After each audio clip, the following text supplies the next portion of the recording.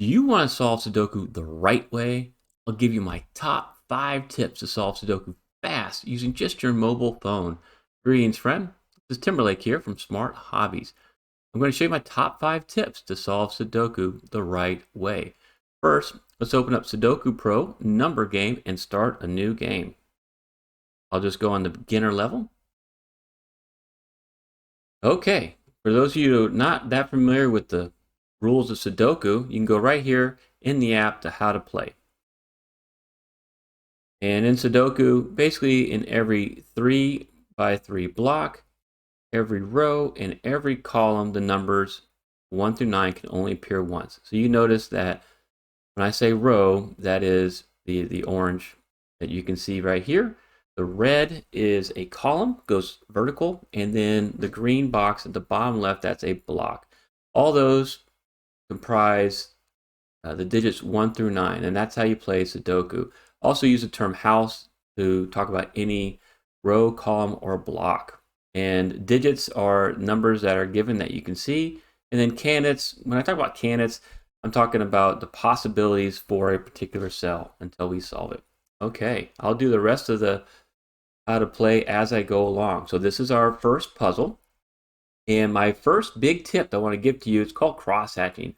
So cross-hatching is basically using the numbers that are given to make eliminations to where there's only one possibility for that number in any particular block. So you may notice that you have a 1 here in row 4 that I'm highlighted. And you click on the 1 here in column 7. And those two together show there's only one place for 1 here in this block 6. And so I can tap on that and I click on the 1 down here, and then I can fill in a 1. And I look and I don't see any other ones I can solve except for right here. With these two ones, rows 4 and 5, I can actually solve for a 1 now in block 5 there. And so again, I'm going to click on that, and you get a little bit of points through this app for every digit you solve. And so with these two ones and this one, you can solve for 1 here in block 2. And can't solve any more of the 1s right now. And so if you just want to switch between candidates, best way to do it is actually click on one of the candidates now that you want to focus on. So in this case, I just clicked on the 2s to see if I could solve any of the 2s right now. And I don't see any possibilities to solve the 2s. So let's click on the 3s. And you can notice that you can also get a hint here. So I could click on a hint and it says select a cell with an unfilled answer. And then it will give me a little hint for that. So if I go right there and I give a hint, oh, it solved it for me. Well, that was really nice of it. All right, other things we can do with these 2 3s, and you'll notice how it grays out the row, column, and the block that candidate sees, or that digit sees, so that you can't put another 3 in any of those gray areas. There's only one possibility left for the 3 in block 3, so we'll be able to solve that. And looks like that's all we can do with the 3s right now. You notice there's 2 possibilities for a 3 here, 2 possibilities for a 3 here. We'll have to solve some more digits first. All right, this leads me up to my second tip. And so we use the cross-hatching, and you can get pretty far on puzzles like this with cross-hatching. Look here in this row that I'm tapping on. You'll notice that there's 8 digits filled out. There's only one possibility, 1 digit missing. So you have a 1, 2, 3, 5, 6, 7, 8, 9. All we need left is a 4. This is my second tip, which is a naked single. A naked single is a little different from the cross-hatching and those hidden singles I was showing you. With a naked single, that means there's only one possibility left for a particular cell. In this case, we know this cell has to be a 4. And then we got a nice little combo boost there. That was kind of nice. And then I can follow the 4s and see, well, I can't solve any more 4s right now, but we're getting close to solving another column here. Let's look here in column 7. You might notice is you have a 1, 2, 3, 6, 7, 8, 9. We need a 4 and a 5. Well, if you have this 5 here in the block 6, that means the only digit this can be is another 4. And then the 5 will go up here to finish that column. Looking pretty good. And now that we've filled those in, I'm going to see if we can go back to cross-hatching. Normally, once you fill out the digits, you want to go right back to cross-hatching and see if I can get more solves, because cross-hatching is going to be the fastest way to get any solves done. You'll notice here in block 6, we only have 1 digit remaining, and it has to be a 7 because I don't see a 7 in there right now. And I'm going to show you another cool little tip here. Notice how this 7 cuts across row 7. So the 7s have to be in one of these 2 spots. And I'll get to what we can do about that. But this is called a pointing pair of 7s. And what it means is since a 7 is limited here in block 7 to column 1, a 7 can't be anywhere else along that column. Because if you try to put a 7 right here, you'd have no place to put a 7 in block 7. And that would be a problem. And so we know a 7 can't be there. And then the 7 can't be here because of this 7. You can actually solve for a 7 using that pointing pair right there in block 4. Okay, let's check out what the 8s can do. All right, with the 8s, with these 2 8s, you can solve for an 8 right there. And then you can solve for an 8 right there. And then with all 4 of these 8s, whenever you have 4 of a digit looking into a block, there's only going to be 1 possibility left. So we can solve for an 8 right there. Once you remove all the 8s, you notice that the 8 disappears from the bottom selection. And also those numbers below the 9 there, that 5, that means there's 5 9s that we have still to fill in this puzzle. And so with these 2 9s, we can crosshatch and solve for a 9 there in block 3. And then with these 2 9s, you can solve for a 9 in block 4. And then with those 2 9s and the 9 we just solved, you can solve for a 9 in block 1. And then with these 2 9s, only 1 possibility. So I'm just scanning down the column, able to solve all these 9s. And now that we have 4 9s looking into block 8, we can solve the remaining 9s. And now I get to my third tip, which is very helpful for solving these beginner type puzzles. And it's a neat feature that's here in the Sudoku Pro number game. And if you hold down the 2 and you see how that circle finishes, we're now in what's called digit lock mode. And so now all you have to do is click on a cell and it will solve it right away. And so with these 2s, solve for 2 here. So I'm not going to do any extra clicking because if I do that, it'll actually solve the cell for me. And we don't want that. Okay, if I want to switch between digits, I can either click down here at the bottom or you can click on a solved cell and it'll show you the remaining digits for that number. And so with the 3s, it looks like there's only 1 place for a 3 here in block 7 and then in block 8. And we are still in digit mode. In order to get off of digit mode, I would need to get off of that again. Okay, and so let's see here. Click on the 4s and see how many more of the 4s we can solve. Well, we do have another pointing pair. If you notice in block 2, the 4s are restricted to column 6. So they can't be in column 6 in block 5. So I can actually solve that right off the bat for a 4. There's only 1 possibility left. That's a naked single 4 in block 3. And we're able to solve 1 more 4 here in block 8 and then in block 9. Those other 4s we're going to have to wait on. But I do see a nice, what I call a full house here. And if you look here in block 4, you only have 1 possibility. We can solve for a 6 there. Okay, and with these 2 6s, we can do a 6. And so with this digit lock, it just makes these solves go a lot faster.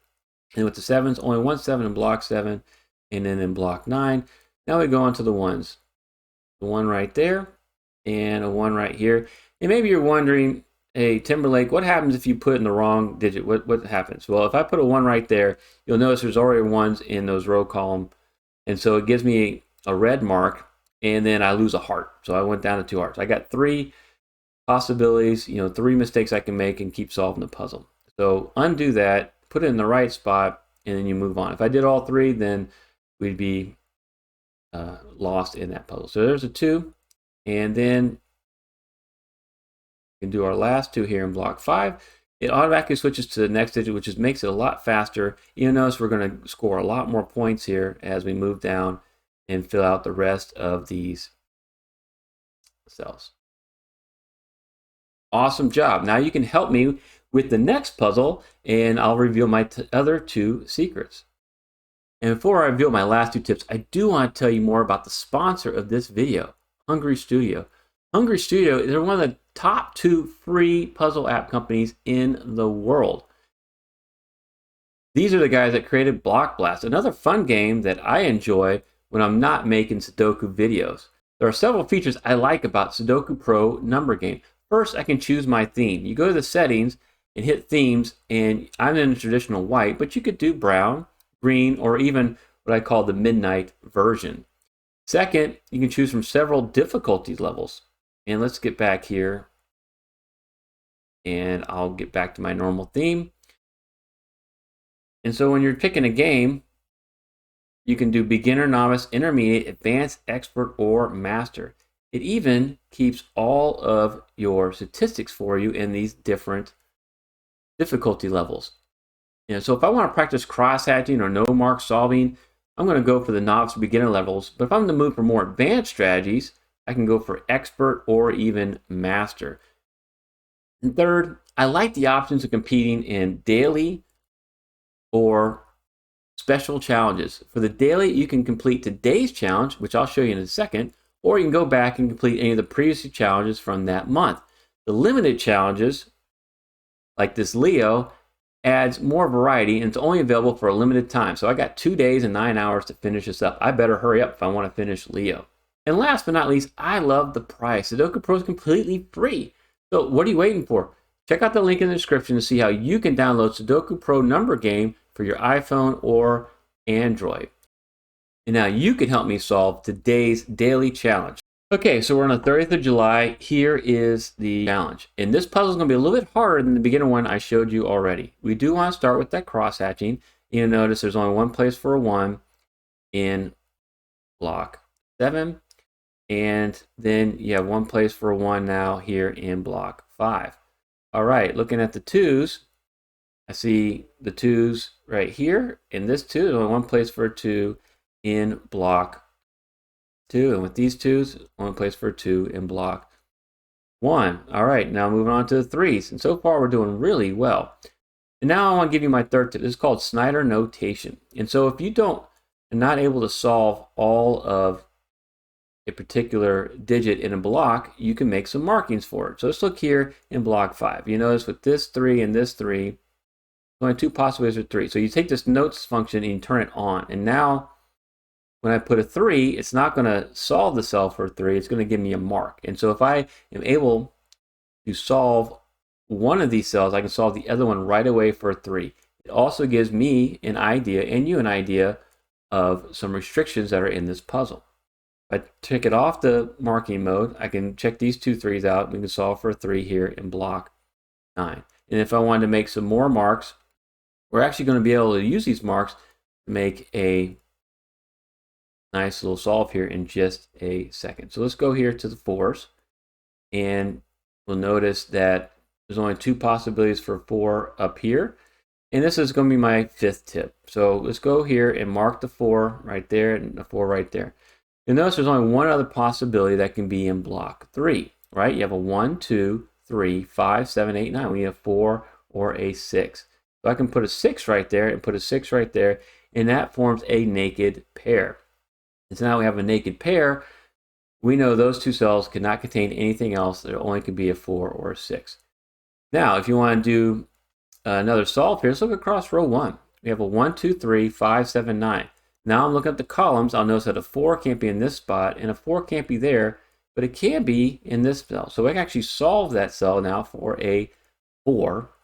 And since I solved the 4 over there, I can go right here and immediately solve this cell for a 6. And so that's how we use those marks. And then with this 6, there's only one place for a 6 in block 9. And then with this 6 and these 2 6s, you can solve for a 6 in block 6. And then with these 2 6s and this 6, solve for a 6 right here. And we can solve for a 6 up in block 1. And now with these 2 6s, you can solve for a 6 right here, displacing that Snyder 3 as I call it. You can solve that cell for 3 immediately.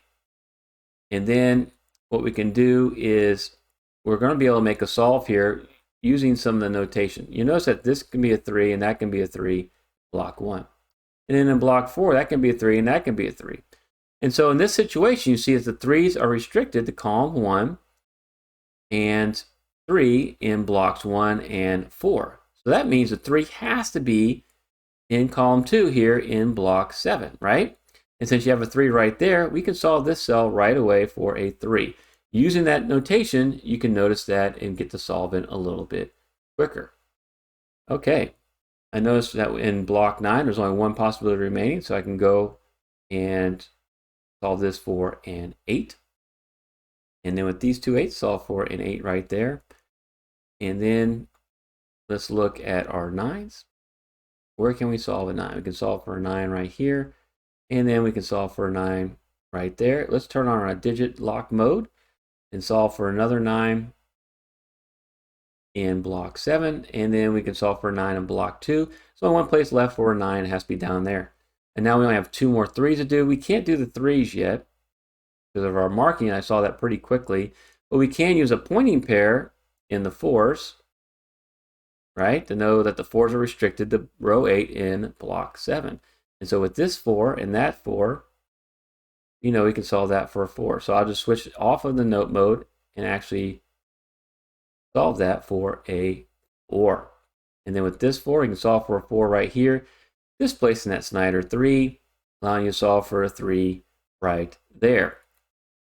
Did we finish up the 4s? Not quite. Let's get our digit lock going. We can solve for a 4 right there, solve for a 4 right there, and finish up the 4s in block 2. Moving on to the 5s. I see that we can solve for a 5 in block 8, and then block 7, and now over here in block 4. And with those two 5s, block 6, only one more place for the 5.